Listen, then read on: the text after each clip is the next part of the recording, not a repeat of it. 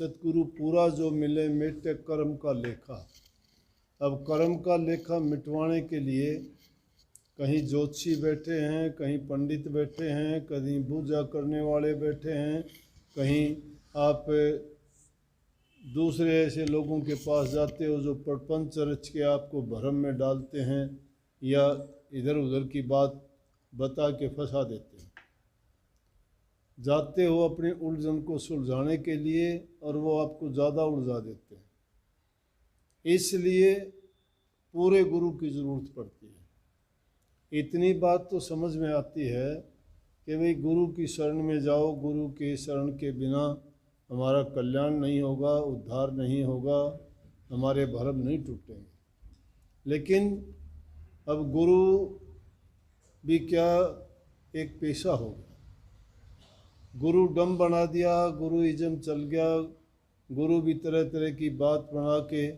इसलिए ये बात कहने में आई कि सतगुरु पूरा अगर मिल जाता है तो उसका लेखा नहीं मिल जाता है कर्म का, क्योंकि इस जीव कर्म के आधार पर अपनी योनि भोगने के लिए आता है।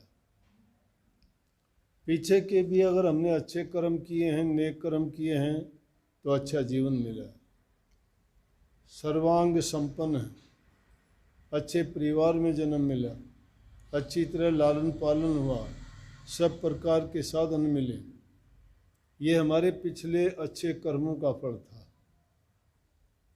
जन्म तो कोटि जन्मों का भटका खाने के बाद इंसान का मिलता है।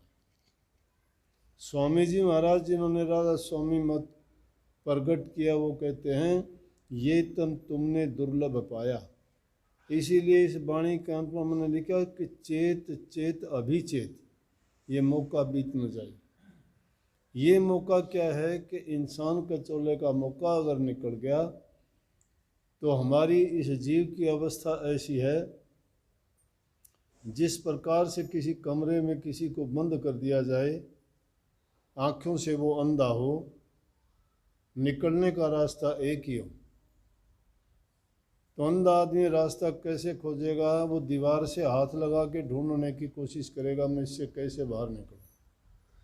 ये माया देश हमारे लिए उसी प्रकार का एक बंद कमरा है। निकलने का रास्ता सिर्फ एक ही है कि मनुष्य की योनि, क्योंकि और किसी योनि में आपको चेताने वाला, बताने वाला, समझाने वाला, ये बताने वाला भी नहीं है कि हम दुनिया में क्यों आए थे। लेकिन गुरु तुम्हें बताता है कि अगर देखोगे थोड़ी समझ के साथ में, तो जिनसे रिश्ते नाते जोड़ते हैं, जिस लालच में पड़ के धन दौलत महल मकान कोठियाँ बनाते हैं, कितना सामान जुटाते हैं, लेकिन अंत समय में जब जाते हैं तो बड़ी ऊंची ऊंची आवाज़ में सिकंदर का नाम लेके कहते हैं, रावण का नाम लेके कहते हैं, और दूसरे धनवान कितने लोग हो गए, लेकिन सबका हाल क्या देखोगे? कोई साथ कुछ नहीं लेके गया।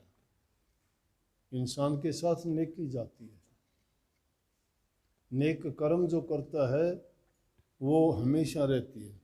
महात्मा गांधी ने महल मकान नहीं बनाए, विनोबा भावे ने महल मकान नहीं बनाए, कबीर साहब ने झोपड़ी में गुजारा किया, दादू साहब, पलटू साहब सब ने रोटी हाथ पे लेके खाई। वो सोने चांदी की थालियों में खाने वाले नहीं थे, लेकिन उन्होंने उस राज को जो जान लिया कि प्रभु की भक्ति में जीव का कल्याण है। इस दुनिया में कोई किसी का ना भाई है, ना बंधु है, ना कोई और रिश्तेदार नातेदार है, ये मतलब के साथी हैं। जब तक उनका लालच स्वार्थ हमसे पूरा होता है, ठीक है।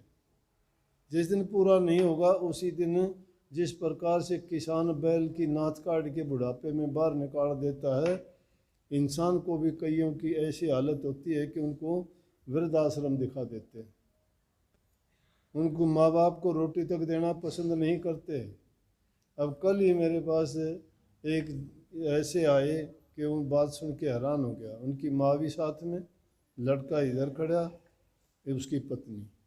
बोला जी क्या करूँ, इन दोनों की नहीं बनती। ये कहती है मैं मेरी माँ के साथ नहीं रहेगी। वो कहती है कि इसकी माँ मुझे भद्दा बोलती है।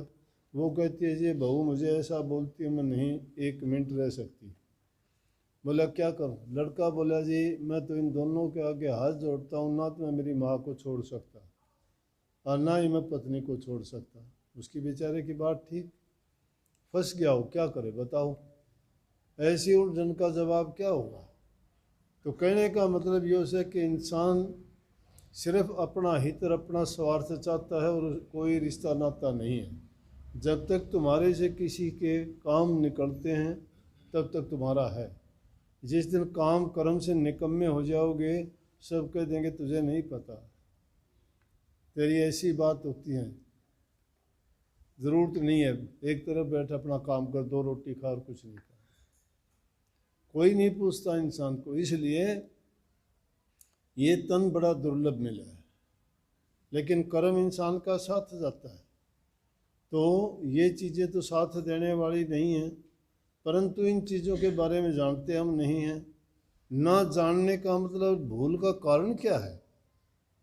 कितने ऊंची आवाज़ में कितनी बार दोहरा दोहरा के कहते हैं कि ये देश ही काल और माया का है। काल तो चलता भी जाता है, समय का नाम काल है।